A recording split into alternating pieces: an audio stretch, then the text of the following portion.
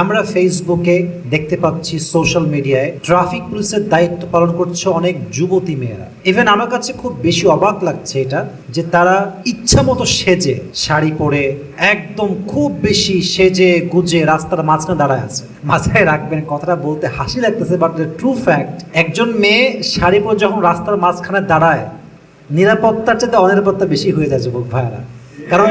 কারণ যেই যুবকটা গাড়ি চালাচ্ছে, ও যখন গাড়ির বেগ আছে ওর কমপক্ষে মনে করুন 80-তে, ও যখন দেখবে ওই দিকে, ও তো ব্রেক কিছু মতো সোজা গাছে গিয়ে মারবে।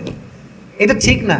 এবং যেই মেয়েগুলো এগুলো করছে, এই যে শাড়ি পরে এমনি জায়গায় শুয়ে আছে, বসে আছে, লজ্জা শরম, কী অবস্থা এটা? প্রিয় বোন আমার, উইথ ডিউ রেসপেক্ট বলছি, আপনি একজন ভালো ঘরের মেয়ে, সভ্য ঘরের মেয়ে।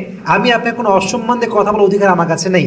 আমি জাস্ট ইসলাম থেকে, কোরআন থেকে এটাই বলবো, আপনি শাড়ি পরে দাঁড়িয়ে ট্রাফিক অফিসের যেই সামনে দাঁড়ায় আছেন বা ট্রাফিকের দায়িত্ব পালন করতেছেন, এটা আপনার সঙ্গে সোজা কথায় যায় না, এটা আপনার দায়িত্ব না।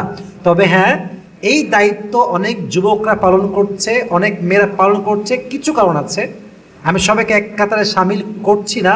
আমরা দেশকে ভালোবাসি, দেশের উন্নয়ন, দেশের নিরাপত্তা যুবক ভাইরা আমরা সবাই চাই কি চাই না? সমস্যা হচ্ছে এরা চাইতেছে অন্য কিছু।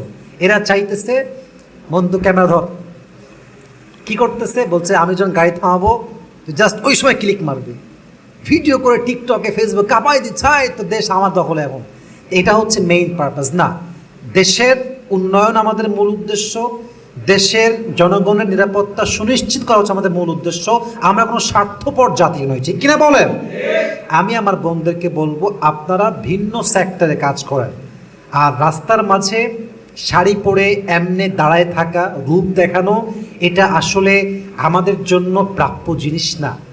এটা বিশৃঙ্খলা তৈরি করছে। এবং অনেক যুবক লিখতেছে যে এইরকম মেয়ে আর কয়েকদিন থাকলে, কয়েকদিন পরে আমি রিক্সা নিয়ে রাস্তায় নামবো, খালি দেখার জন্য নামবো।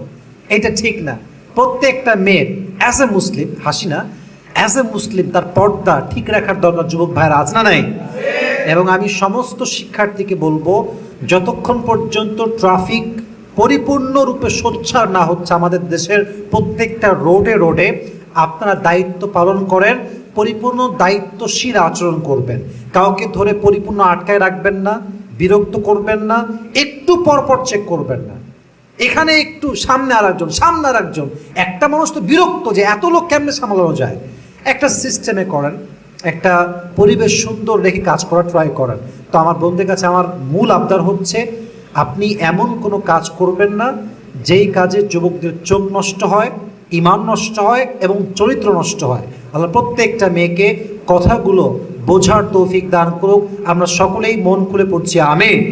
এবং শেষ কথা হচ্ছে, আমি কোনো মেয়ের বিরুদ্ধে নই, কোনো মেয়ের সম্মানের বিরুদ্ধে আমি নই।